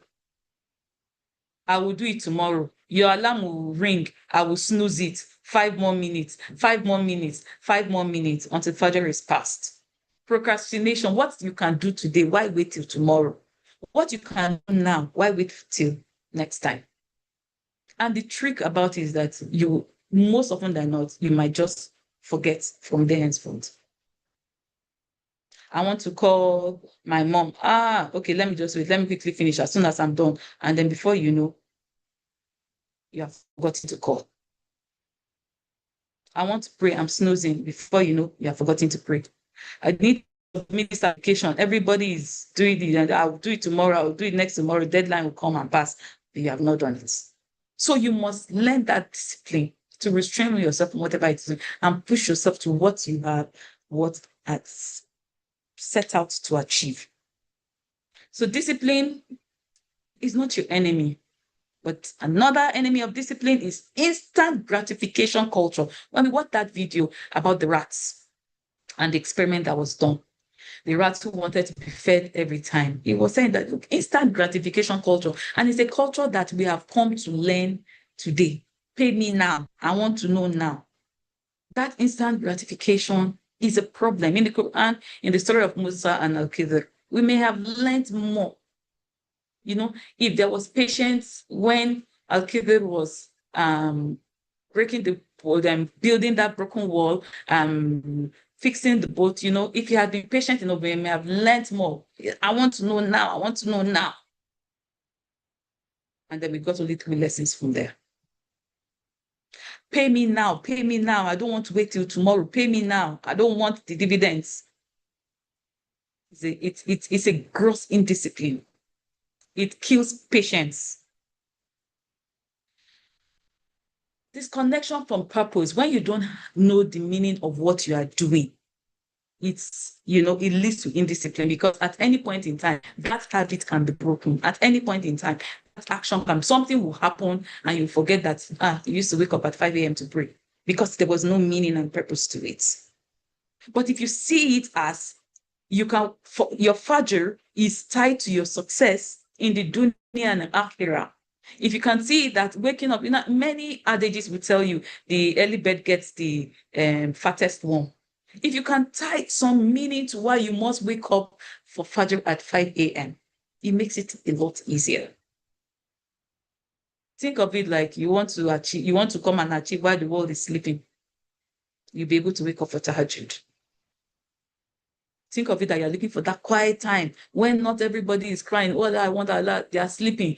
You wake up and say, yeah, Allah, I want. So when you're disconnected from purpose, it's an enemy of discipline. Overcommitment and distractions. You are committed to everybody. Everybody that calls you say yes. You are a yes man. And please come and help me this. Yes, I'm coming. Come and do this. Yes, I'm coming. My child has given birth. Yes, I'm coming. My father has died. Yes, I'm coming. I'm sick in the hospital. Yes, I'm coming. When you are overcommitted, you can't be disciplined, because you can't plan it. You can't structure it. And of course, digital distraction, which is a huge enemy of discipline in this age and time. A huge enemy of discipline. I didn't say shy away from the use of digital equipment, but you must be disciplined about how you use it. Negative self-talk, we talked about that earlier on. The discipline to have the thoughts in your head. And when that negative talk is coming in, you shut it down. You shut it down. It takes a lot of discipline. It's not easy, especially if as a child, you've had adults that have talked negatively to you all the time, or you have a spouse who's always negatively talking to you, or you have parents who are always negatively talking to you. You would become a natural negative self-talker to yourself. And finally, burnout. Burnout is an enemy of discipline. Whenever you're stressed, you can't do anything. So it's normal to struggle, but discipline grows with practice and not perfection. Okay, so to strengthen your personal discipline, set your clear intentions, which is your NIA. You need to know your why. You need to start small and then you can build momentum from there. Focus on one habit at a time. Have quick wins. Monitor your progress. You have to be self-accountable. And you can do this if you cannot do it by yourself. If you're not disciplined enough to do it by yourself, you can use journals, note it down. You can use apps. There are different apps, exercise apps, this app, that app that helps you. And then, of course, simple checklists can also help you. Then you can create a supportive environment. Have a friend to always check in on you. You can be your spouse, you can be your sibling, have a mentor, have a coach, or even have support groups that can help you do this. Then be consistent. The most beloved deeds to Allah are those that are done consistently. And of course, celebrate your small wins. Any small thing you achieve like this, quickly celebrate it. That's why Yoruba people are happy people. They'll just throw party. What happened? My son has started crawling. What happened? My daughter said that today. Party has started. So, but for us, discipline is a spiritual tool, not just a self-help technique. So at this point in time, I want to know, where do you need more discipline in your life today? Perhaps it can be a personal thing, tell yourself if you want to share it. But this is a final question that I leave you with. And I leave you with this quote that says, a soul is like a suckling baby. Without weaning, it will suckle till the end of life. And this quote is by Sayyidina Ali. And I believe we'll come to the end of today's session. And now I'll wait for your questions. Thank you very much. Over to you, Sister Zainab. Assalamu alaikum. Walaikum salam warahmatullahi wabarakatuh. Thank you so much. That was pretty interactive. I love how everybody was rushing to put in their answers. And, even I was rushing. I noticed, yeah. Thank you so much. That was very, very insightful. Jazakumullah khairan. May Allah bless you. May Allah continue to be with you and grant you more knowledge and understanding. To our audience, Jazakumullah khairan for your input, your quality participation. I really love the momentum, the vibes. Jazakumullah khairan. So we have gotten to the Q&A section. And as I have said in the chat box, we'll be receiving questions now that the speaker would take. Just to ask you, Mrs. Aziza, would you like to take the questions in the chat box, or would you like me to read it out to you? Which one is more comfortable? I think I would like you to read it out. Let me to relax, do small work. All right, no problem. I'll gladly do that. So please send in your questions. I see somebody's hand is raised. Oshodi has raised his hand. I'm not certain if he's allowed to speak at this session or what he wondered about that. Okay, so because unfortunately everybody's mic is muted, and we would rather prefer it is more coordinated if we put our thoughts and questions in the chat box so that we both can see it and it can be attended to quickly. Please, I'm so sorry, I wouldn't be able to unmute you, but I would look forward to receiving your thoughts, or if it's the question, in the chat box, and then I can read it out. Jazakumullah khairan. Thank you so much.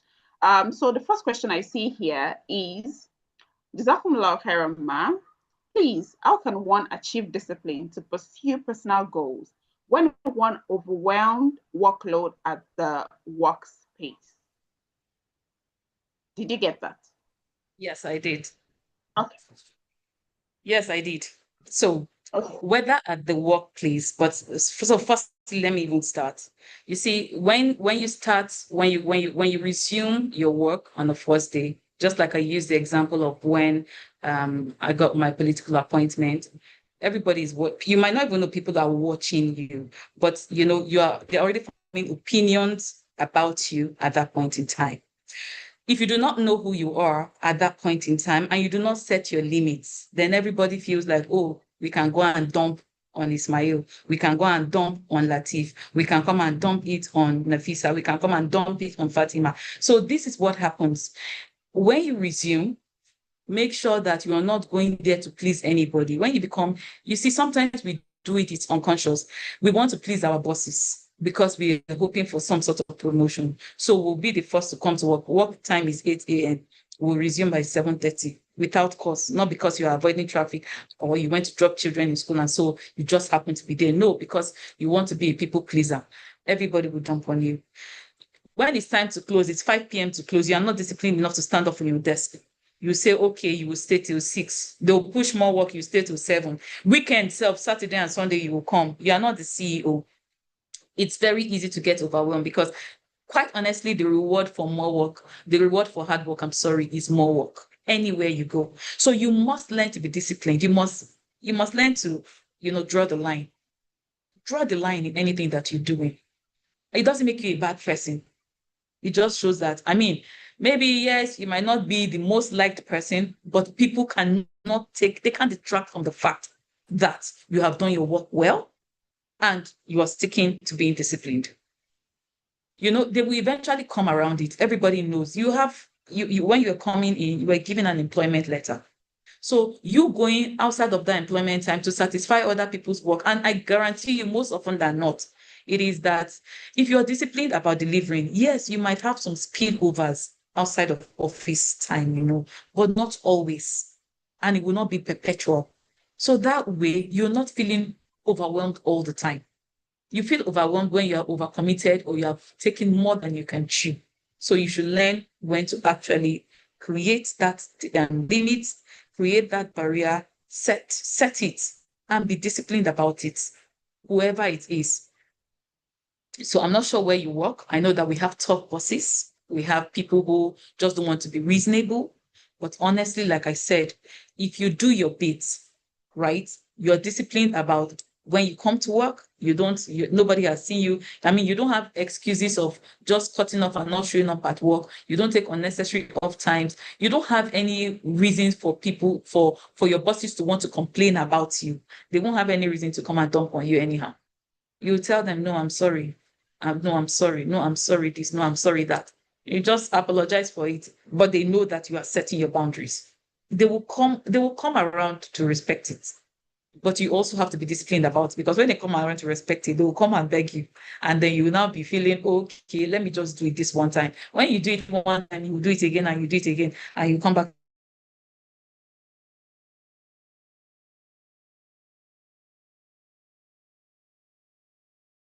to feel, and you must be consistent about it.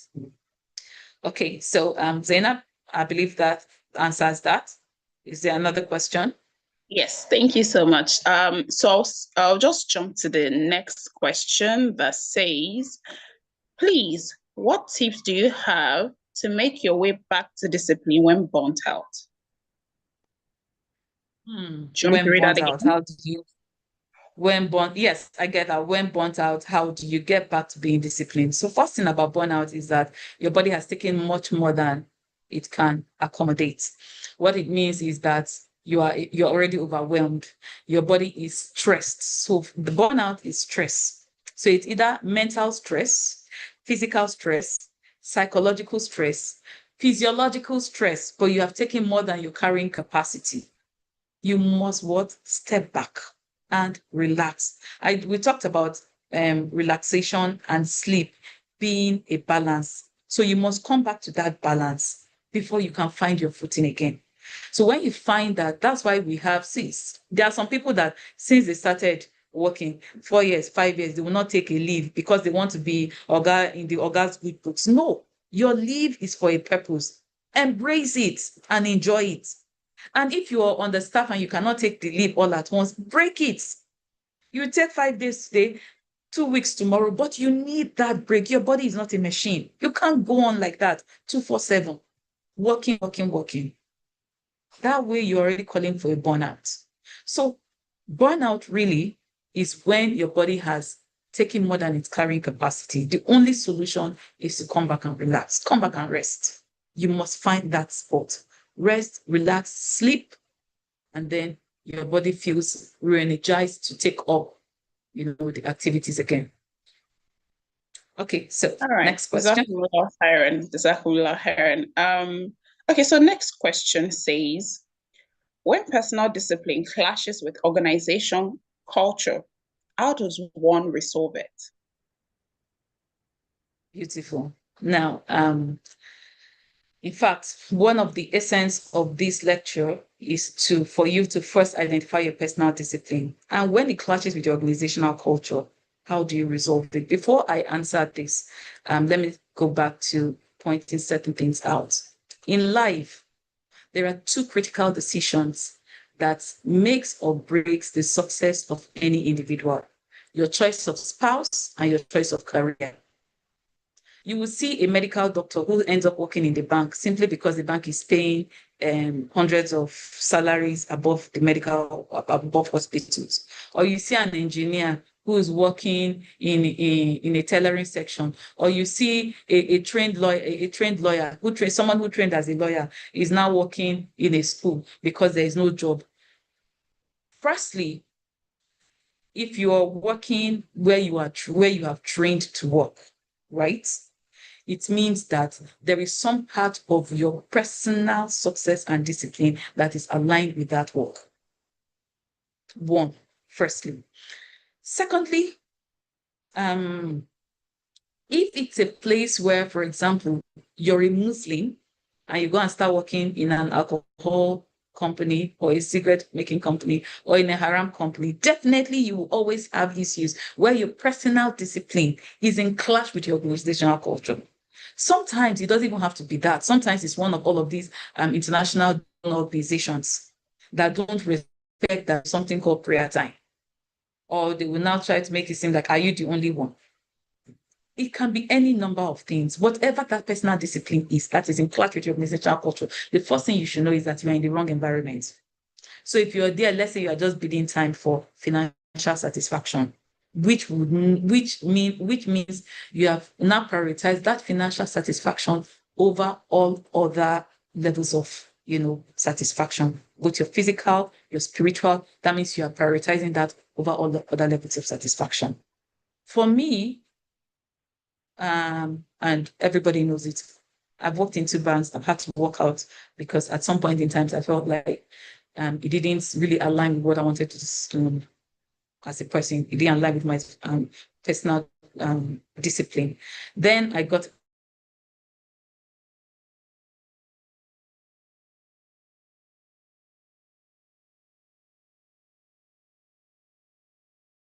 much attention to where I'm getting an immediate financial get back. Yes, we want to work, want to make money, but there are other ways that you can also go about it. However, if I had stayed in one of those places, maybe I will not even be here giving this lecture today. So what you prioritize, that if you have that personal discipline and your workplace is not giving it to you, you're not going to find the adequate balance that you need in life. It's a very critical decision. I'm not going to be here to tell you that, oh, drop your job the way Aziza walked out of her job. Then tomorrow you come and say, oh, I'm poor because Aziza made me walk out of my job in the name of personal discipline. No, it's something you need to do personally. It's a decision you need to take. If you have tried all means and ways and you see that your position is not being respected, you have grown to a point where you're a manager, you've grown to a point where you're a supervisor, yet your position is not being respected, that it's time for you to pray, or they will always have parties in the office where they won't serve any other drinks but alcohol. You are in the wrong environment. You will always feel overwhelmed and you will never find true satisfaction on the job. Allah, may Allah guide. Next question, please. So the next question says, after you have streamlined your goals and you have 4 to 6 left, how do we organize it? After you have prioritized your goals? After you've streamlined your goals and you have 4 to 6 left, how do we organize it? It depends on what your goals are. You see, it's not just about streamlining your goals. You streamline them, but then you also prioritize them in the order of importance. There's a story of filling up an empty jar with pebbles, rocks, stone, and sand. And in the order in which you fill them up, all of those items can actually fill in the container. But if you start pouring the sand in first, there will be no room for the pebbles, there will be no room for the stones, or even if the pebbles go in, the stones will not go in. So think of your life as that empty jar. What are the things you need to do? There is actually a quadrant for these things. When you are when you build a quadrant against the things that you want to do, you have quadrants for things that are urgent and important, things that are urgent but not important, things that are not urgent and not important, and things that are important but not urgent. So once you can do that, you prioritize, your goals. Then it depends on what level of priority you want to give all these goals that you have listed. You put them in this program and it tells you how to tackle it. But really, like I said, it depends on what your goals are. There are different things. But you cannot put on the same pedestal, for example, a goal of wanting to be healthy and a goal of, say, wanting to travel to Dubai at the same time. It depends on what you want to achieve. It's personal to you. So which is more important, going to Dubai, saving your money to go to Dubai? When you go to Dubai, you go and grow fat, then you come back and start thinking of how to go back to the gym. But it depends on what these goals are and how important they are to you. So if you have 4 or 6 left, it means that they're either not important. So start looking for the quadrant, and then they're not. So if you cannot find where to place them in your order of priority, it's already telling you that they are not important to you. So again, it's not every goal that is important. Some are urgent and important. Some are important and not urgent. Some are urgent and important, and some are not important and they're not urgent at all. So anytime you like, you can do that. Okay. Next question, for that. So this next one says, Assalamu alaikum. How does one balance discipline with selfishness? So there's a context, right? And it says, when you try to manage your time and finances, and you notice there's someone in distress who needs your money and your time very urgently, unscheduled, how do you not come across as mean, unreasonable, and selfish? Okay, so I find this question quite interesting because I also get to find myself in the same situation, right? This is because the people around us, you start from a charitable act. You give somebody free money. You give somebody free money. Today's charity. And let me say, we all have them. There's one in every family, or there's one in our circle. So you give somebody money today, you give them money today, they didn't work for it. The first time you give them money, they're very grateful. They say, oh, thank you so much. The next time they come, they're expecting that money. So somebody comes to your house physically, you give them money. By the next time, they're expecting the money. There's an expectation that has been built that, oh, every time I go to Aziza's house, she will give me money. Every time I call her, she will answer. So there's an expectation that is built.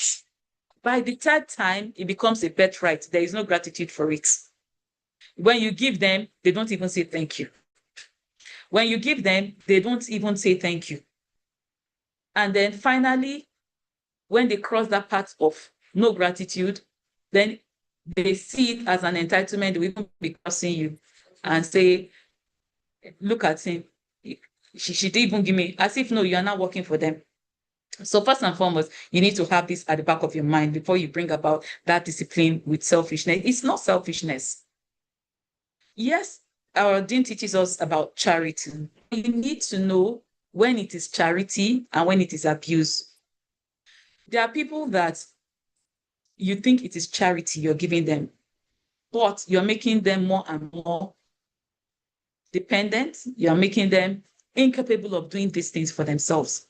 So it's about you. Do you have enough to give them? So if you see, it is when you have enough. You cannot give what you don't have and then be feeling bad about it. It's not possible. You can't give what you don't have and be feeling bad about it. So if you manage your own time and finances, like I said, Sadaqah teaches us discipline in our finances. So if I earn 100,000 today, and I always tell people, you need to be financially disciplined. So let's say your earning is 100,000. From that 100,000, there is a formula that different ethics have used to actually save. They say you invest 20%, you save 20%, and 60% is for the spending. of that 60%, that means you have 60, that means 20,000, you've put it in a safe. Another 20,000, if you're the investment side, you look for where to invest it. Or because if you don't want to earn any kind of haram income, you put it with your savings and save 40%, 60% is up for spending. However, you want to be disciplined, know that your family can come up, your child can wake up sick in the middle of the night, an accident can occur. That 40% is your vex money that you can fall back to. So you must always save that 40% every month. It's not touchable. This is minus your annual 2.5% of all your earnings that you will now keep aside. So every month, be deducting that 2.5%, add it to this 40%. What you are left with now is about 57.5%. That 57.5%, every conscious earning that you can plan, you plan within it. If in it, you now have some 10,000 naira for sadaqah that month, mashallah. If it is 5,000 you have for sadaqah, mashallah. If it is 2,000 you have for sadaqah, mashallah. And if you have spent that 2,000 and you have given somebody else, when someone else comes to meet you, you should know that you are going to either touch from your savings or from your own personal expenses just to satisfy somebody. So, these things are ethical decisions you have to make. It's not about you being selfish. It's that you have planned this. There are things that happens that comes beyond your planning. So that is now left at your discretion. Has this person brought a reason that touches me so emotionally that I can even go and touch from my savings to help them? It becomes a personal decision. I don't think that there is a clear-cut case of, yes, this is how to do it. No, this is not how to do it. Like I said, we're all different people. So if I feel like, sadaqah is saving me from, I know what sadaqah is doing in my life, is all the sadaqah that I'm giving, that I had an accident, the car is a write-off, and I came out without a scratch. I will keep on giving sadaqah for the rest of my life. Then sadaqah becomes important to you. So I don't know if you understand this, but it's not a yes or no question. It's not this is how you do it. I can't give you my own formula. It may not work for you. People have different ways of saving. They will not do 60-40, but they can do 90-10 self, and they'll be doing a job, they'll be doing isusu. Then when the month comes for them to pack their own, you see that they are very rich that month. But it means that you must be disciplined enough to know what you want to do with that bulk money when it comes on board. So there are different things, there are different ways that you can do these things, but always put a cluster out for charity. Now, the only reason why you might not go out of that box, because nothing is cast in stones, is if the reason comes that is so overwhelming beyond any reasonable doubt. Like somebody can call me and now tell me that their wife is in the hospital, they cannot pay for her to deliver. You had 9 months of notification. Then on the 9th month, your wife will be in labor. Then you call and be saying, please, I need finances, but they have not discharged us because, my wife put to bed and you can't leave. So what about after delivery? That means the person wasn't thinking of all of these things. So like I said, these things, it's a lot. It really is a lot. And a lot of your personal decisions go into it. It's not something that I can say this is a clear-cut case, yes or no. If you give, alhamdulillah. If you don't give, there is no sin upon you. Assalamu alaikum. Next question, please.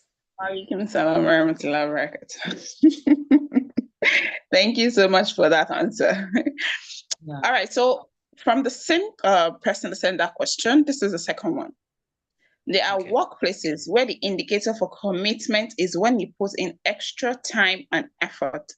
The consequences of showing basic commitment at work might be that they remove the juicy and exciting job roles from you until you become redundant. Besides, at a younger age, the more work you do, you become better skilled. How does a young person navigate this? Okay. Now, again, very interesting question, right?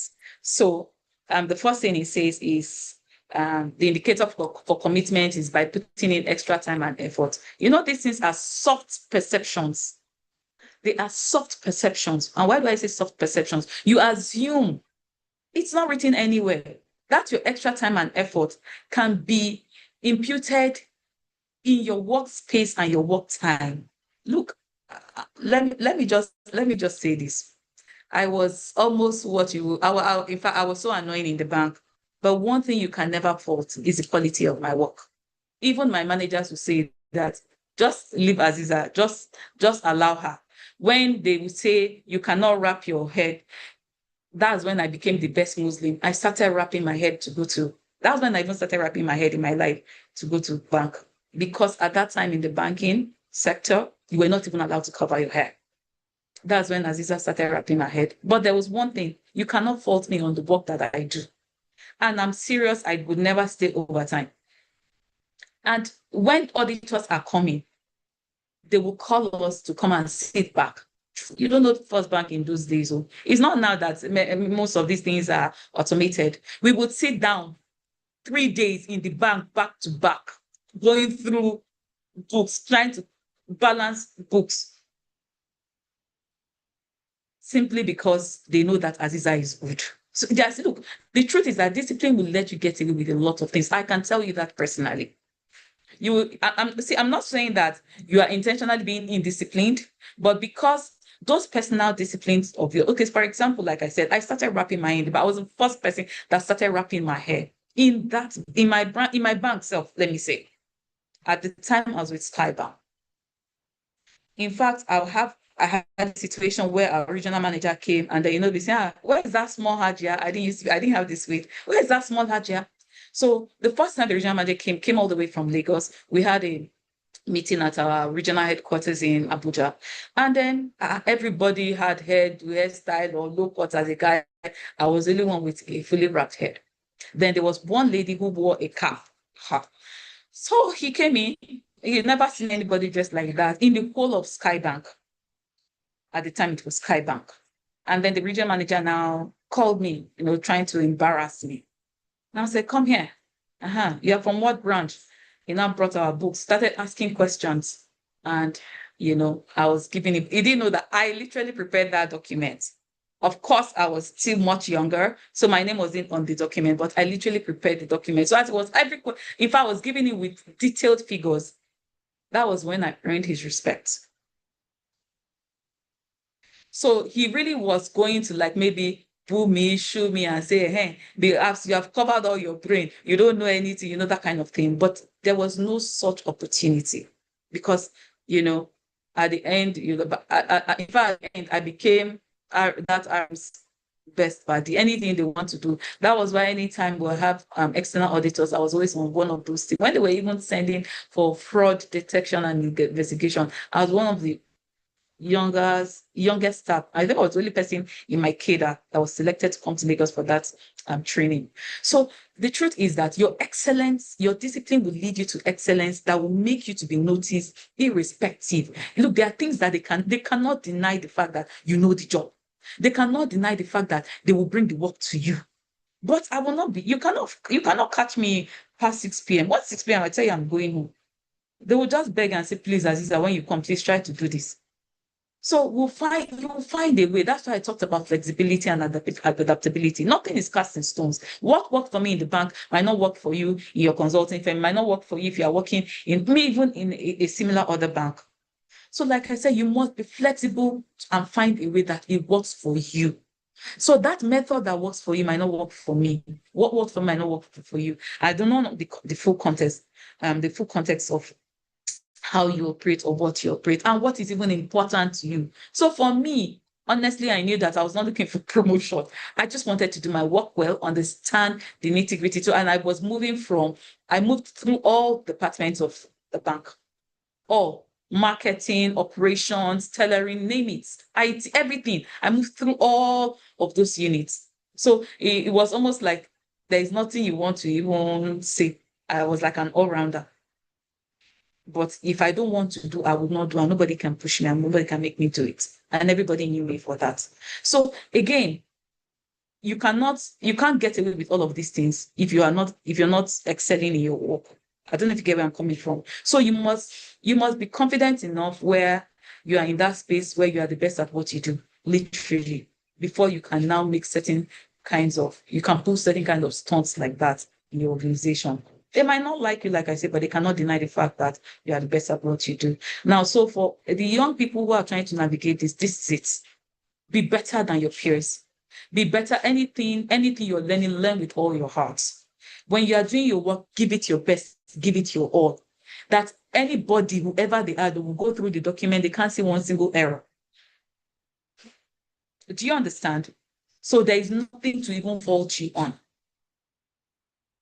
And if they give you a deadline, make sure that whatever it costs, you deliver on that deadline. And by the time, like I say, you are doing this, excellence it just becomes second nature to you. Everything you're doing with discipline. Even when you make errors, people will not see you. You're the only one that might probably see your errors.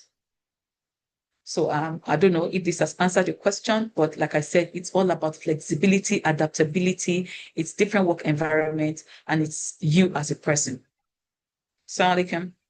Walaikum salam wa rahmatullah. Jazakumullah khairan. I'm sure, as I am pleased with the very detailed, very storyful answer, I'm sure the person that has the question is also very impressed about the answer. Thank you very much. So I will move on to the next question. How can parents help train children to be disciplined? And the person answered it. Well done for a very beautiful presentation. Jazakallah khair, wherever you are. So how can parents train children to be disciplined? This is a full topic on its own. No, Mike, take notes. This is a full topic on its own. Because the truth is that we become quite complicit in the name of trying to be modern parents. They talk about modern parenting. I'm not sure what that is, right? What I know is all the things that my parents taught me, and it was not in a modern way. I still remember till date, and I still imbibe a lot of them till date. So the thing is this: how can parents help train children to be disciplined? You yourself must be disciplined. You cannot be an indisciplined parent and produce disciplined children, because you cannot give what you don't have. It's as simple as ABC. If you are not disciplined, your children cannot be disciplined, because it's not only what you say that they learn from. They are learning from what you do. They see to learn. So you cannot tell your child that 7 p.m. is the last time to eat, and then you come back from wherever you have gone to at 8:30, 9 p.m. and start eating. Not once, not twice, but your children will not listen to you. Tomorrow they too will eat at 8:39. I don't give a. So for you to create disciplined children, you must be disciplined parents. You cannot do discipline as a one-off thing. So because you are tired today, you can't just cook. After saying no more Indomie in this house, you now say, please go and cook. Let's just eat Indomie. Just because you are tired. Discipline is not that little break that you have created in that structure. Your children will exploit it. They will exploit it tomorrow. So the truth is, to create disciplined children, you must enter that discipline. You know how they say that for you, the policeman is in prison for him to put people in prison and monitor the people in prison. He too has to be in that prison to monitor them. So if you need to create that structure for your kids, you need to be in that structure as well. There's no easy way. If not, the children just learn the routine of it. And when they go to boarding school, they have forgotten. In fact, they have lost it. So because as you are teaching them, you are explaining to them, giving them meaning for everything that you do. You know why mommy says don't eat at 7 o'clock? If you eat at 7 o'clock, your stomach will pain you in the night, or your stomach will pain you in the morning. See, let me say this story. I told you I was an only daughter. And my mom, you'll not believe that my mom went to the extent of writing a book just to teach me something. So when I was little, apparently I used to nag a lot. My mother had all boys. So when I come and I'm complaining about something, I'm ranting, I'm repeating, she's like, oh my God, you are nagging. I remember that. And she says, the first time you said it, I've heard it. If you repeat it a second time, you are making a noise. By the third time, you are nagging. And nagging is a no. My mom went to the extent that she wrote me a book, Eniton the Naga. I will never forget. And that book is nowhere to be found anywhere in the dunya. It didn't occur to me at the time. My mom wrote this book, printed it out, and brought it to me, Eniton the Naga. And of course, one of my, Yorubas, you have plenty names. One of my names is Eniton. She was like, okay, so you see, and she's even your namesake. So I now read about Eniton, who was always nagging, so much so that everybody hated her. She now became Eniton the Naga. Anything she said, in fact, Just drive that point home.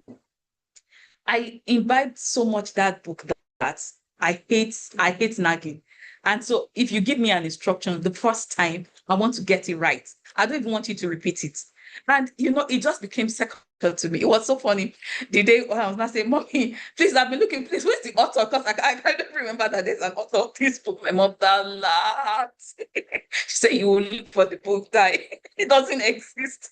So, there are different ways to actually get your children to be disciplined, but you need to also be disciplined with them. And I mean, there are different children that you just have to find, your own tricks and, you just have to find your own tricks around it. And I think I was such a handful. My mother was a human resource personnel, and she used to use all the psychology she learned in school. She came and practiced it on me. So when she wants me to finish my food, she'll now tell me, "Don't finish that food, though. Don't finish the food." Then use that the day I'll force myself. I'll finish the food because I really didn't like eating. So there are different ways that you just have to understand. I mean, it's not a want, and sometimes it's not a one bench fill all kind of discipline that you give to your kids. Sometimes you must understand each person's strengths and shortcomings. So the kind of way my mother would talk to me to get me to achieve, to do what she wants is different from the way she would talk to my twin brother, or the way she would tell my younger brother, or the way she would tell my older brother, So but like I said, basically you need to be a disciplined parent to be able to help your children to be disciplined. If not, they just learn the rudiments of it. They just learn the regiments of the action, but there is no meaning to it. So the first time they go to boarding school, you can lose them on all that action for life. The first time they leave home and they find one small freedom, or the first time you send them abroad on their own, or the first time you send them somewhere on their own, all those actions will be lost. All right. Assalamu alaikum. Next question. Jazakumullah khairan. Okay, so it looks like we have about 2 questions left, and we'll be rounding up, inshallah. So I'll start from the last question that says, how can you discipline yourself to not do something that your friends are doing? That's basically the question. Your friends are doing something that is bad, but you don't want to do it, but you're going out with those friends. How can you discipline yourself from not doing what they're doing while still going out with them, basically? Okay, so it's called peer pressure, right? And one of the things my mother used to say when we're going to school, then she said, don't forget the child of who you are. Don't forget the child of who you are. And it started from even as we're in primary school. My mother wanted to know our friends. Who are your friends? Who are their fathers? Who are their mothers? My parents didn't just allow us to make friends. They wanted to know the parents of the friends that we had made. And it was much later it started to make sense, because you wanted to be sure that your friends are being friends with children whose parents probably share the same values as you. If not, you end up losing your child to, to a child who wasn't brought up properly, for lack of any better word. Because, I mean, in their own sense, they probably brought up the child to the best of their own standards. But if that standard doesn't match your own, and your child doesn't have the confidence to be their own self, you find them now copying from others. And this is how peer pressure begins. So first and foremost, you must learn to have self-confidence. You must have meaning in what you do. Look, I had Christian friends when I was in school who started to dress like me. It's not because they're Muslims. Sometimes people didn't even know that. But because I was so comfortable in my appearance, and I would put all the funk to it, and I was happy. It didn't look like sun in the sun, in the rain, in the cold, in the heat. I was literally dressed up and covered the same way. My friends started dressing that way too. People started to emulate you. So instead, be the influencer. Why do you have to copy others? Let other people copy you. And this is what I tell all the children in my family. I say, no, be comfortable enough whereby people start copying you. It is not you that will copy them. You are the one that will tell them why. And tell them, look, this dressing is disciplined, is decent, people respect you, you are the one that gives a meaning to it. So you understand the why of it. If not, You will follow anybody and everybody. If you don't stand for something, you will fall for anything. If you don't stand for something, please remember this. If you don't stand for something, you will fall for anything. Anything will go. So let me just give you a brief about peer pressure. And it might not just be in people. Let me tell you that everything you Google on the internet, it is actually in an algorithmic function, learning and giving you the kind of things that you want to see. So if today Zainab and I were to Google the art of personal discipline on Google, if we're to search on Google, Zainab, the kind of responses Google will generate for Zainab is different from the kind of responses Google will generate for me because of my previous search history, the kind of things, the level of interaction I have had and the level of interaction she's had. And so when you have pop-up adverts, you see the kind of adverts that they want to lure you to and see if you're going to fall for the clickbait. That's another kind of pressure. It doesn't have to come in form of friends. So you clickbait into watching porn, you clickbait into downloading games that have, pornographic intent. They want to see if you're clickbaited for some of these things. And of course, somebody is making money at the back end somewhere. But back to it, what can you do? How can you discipline yourself, to ensure that you don't fall for your friends? If they are truly your friends, they won't change you. They would accept you the way you are. Please listen to this. If they are truly your friends, they would accept you the way you are. Anybody who wants to change you and is not changing you for something better, is changing you for something worse. If anybody is in your life and they are not making a positive impact in you, they are definitely making a negative impact in you. They are not going to leave you the way you are. They are definitely making a negative impact in you if they are not making a positive impact in you. So you should be that key of influence. And the only way you can earn the right to have that key of influence is first to be self-disciplined enough. Then be confident about your discipline. And the only way to be confident is to understand your niyyah, the why you do the things that you do. And once you understand that, then you can conquer any mind games that comes to you. You can conquer any negative thoughts coming to you. You can conquer any kind of societal pressure. Today, one style of dressing is in vogue. Tomorrow it will be another. There's always something in vogue. Very soon, even the Islamic dressing will come to be in vogue. All of a sudden, leaving beard, which was an Islamic thing, has become to be in vogue for young guys now. So don't be afraid to stand for what you represent and who you are. Just understand and be comfortable in your skin. It is people that will follow you. You don't have to necessarily bow to follow them. And like I said, if you can have that discipline even with your physical friends, then you can have that discipline even on the internet. You can have that discipline on Netflix. You can have that discipline on YouTube. The kind of things you like to watch and not the things they just throw your way and just say, watch it. You are intentional. Like I said, discipline makes you intentional and not reactive. You're intentional about what you're doing. People will start to follow you. They'll start to emulate you automatically. It doesn't even have to be an active thing. You will not even realize, but you'll be impacting so many people that are watching. So please, any friends of yours, anybody that doesn't accept you for who you are is not your friend. And any friend that is not impacting you positively is definitely impacting you negatively. All right then. Assalamu alaikum. Wa alaikum salam wa rahmatullah. That was a really powerful note to leave on. Anybody that is not impacting you positively, they are impacting you negatively, and you don't want that. So do something about it before it's too late, basically. Thank you very much. Jazakumullah khairan. So this is the last question, and as much as I think it doesn't really relate with what you were talking about, but I will still say maybe you would have answered for it. So I think you mentioned something about Sadaqah earlier, and this person is asking about the 2.5 for Sadaqah. I mean, the 2.5% for Sadaqah. Must it be given out to one person only on a monthly basis, or can it be shared for 2 or more people? No, that is zakah. The 2.5% is not sadaqah. Sadaqah is charity, and sadaqah can be anything. You can take your 100,000 and go and give it as sadaqah. That's sadaqah. You can take 50% of your 100,000 and give it as sadaqah. That's sadaqah. You can decide to just give a grain of rice. That's sadaqah. You can decide to smile. That's sadaqah, right?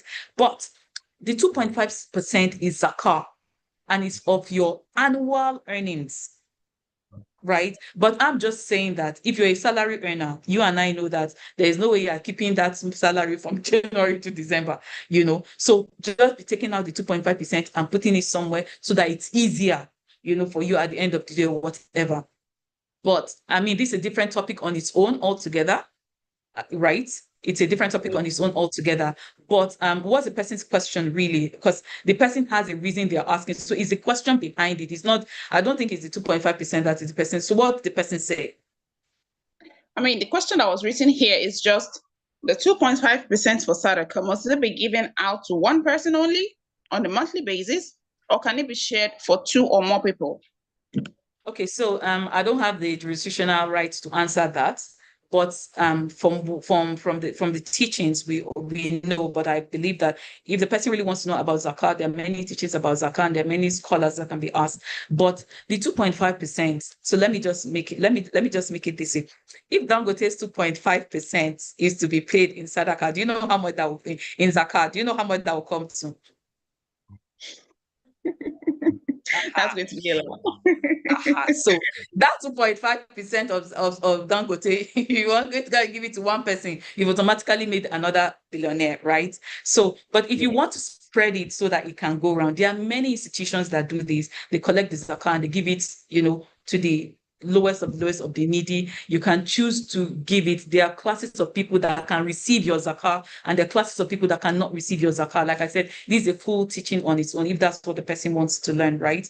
But if it is sadaqah is different. Sadaqah is your choice of charity, right? Even a smile is charity. Sadaqah doesn't have any value on your earnings. It is zakah that has value on what you have earned.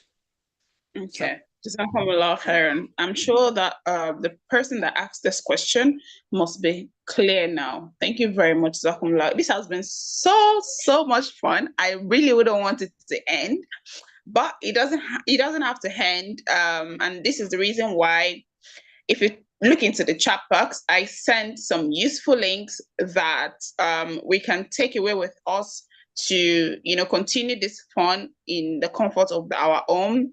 You can join our WhatsApp channel where the fun is actually based. This is like a central information hub for our community, basically, where we can talk about the things that we have talked about here.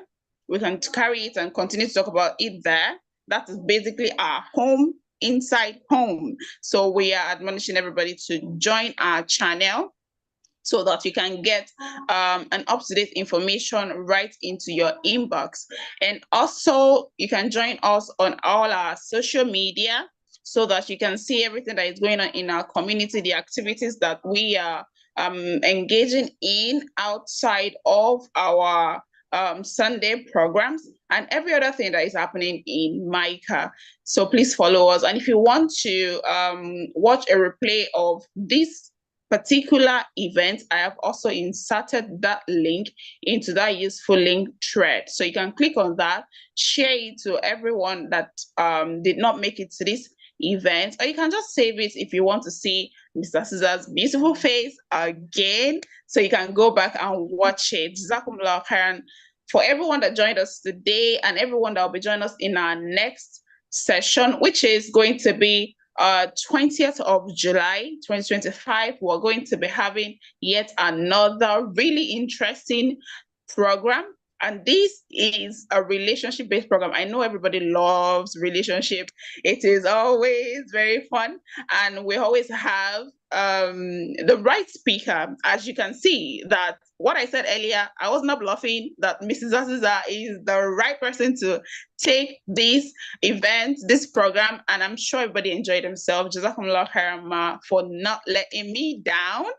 And you took that like a pro that you are. Jazakumullah khairan. So we will be sharing information on the next event on our social media, on our WhatsApp channel, if that is the one you prefer, but it is everywhere. It's going to be everywhere. But I've sent like a preamble into the chat box. You can save it for information, just for you to look forward to, and we would look forward to seeing you again on our platform in the next 2 Sunday, inshallah. If it is not too much, Mr. Aziza, can you please give us a closing prayer so that we can go and pray our dhuhr, inshallah. Jazakumullah khairan. Amin wa iyyakum. Like I started in the beginning with the dua. First and foremost, let me thank each and every one of you for your participation, for your time, and bring me this last 2 hours. And I hope, inshallah, that it has been quite beneficial. So I will start first with the prayers that I started, that may Allah grant us better understanding of this topic, and beyond our previous knowledge, may Allah also help us to imbibe the teachings therein. For every challenges that we face in life, and no matter how difficult we find it, may Allah bring ease to all of that we get to experience. May Allah make this beneficial for the organizers, may make it beneficial for the listeners as well. And may Allah help this organization to continue to bring much more impact to the Ummah. It's never been a time like now when we need to be stronger in our brotherhood, and therefore the onus is on us individually to defend the deen in our own ways. To become stronger Muslims, we need to be stronger in ourselves first and foremost. So wherever you are, whatever it is that you do, please strive to be the best that you are. Even if you are a housewife, be the best housewife. Until when people start making reference to say, oh, that lady, she just does it perfectly. Whatever it is you are doing, just try to strive to be the best that you can be, and you'll be able to achieve it. With that, I will like us to round up with Surah Al-Fatiha. May Allah continue to guide us on our path. Amin. Bismillahirrahmanirrahim. Alhamdulillah, الرحيم مالك يوم الدين إياك نعبد وإياك نستعين اهدنا الصراط المستقيم صراط المستقيم صراط الذين أنعمت عليهم غير المغضوب عليهم ولا الضالين آمين. Jazakumullah khairan. Thank you so much. We look forward to having you again. Bi-idhnillah. It was so fun having you. And thank you so much, everyone in the audience as well. We look forward to having you again in next 2 Sunday, inshallah. Please keep an eye out for information on our social media, like I've said, and our WhatsApp channel, Bi-idhnillah. May Allah bless every one of us, and may Allah illuminate your home from now till Jannah, Bi-idhnillah. May Allah make today's session beneficial and make you weigh heavily on our good deeds, Bismillah. Thank you very much for showing up. We'll see you next time, inshallah. Assalamu alaikum wa rahmatullahi wa barakatuh. Alaikum assalam wa rahmatullahi wa barakatuh.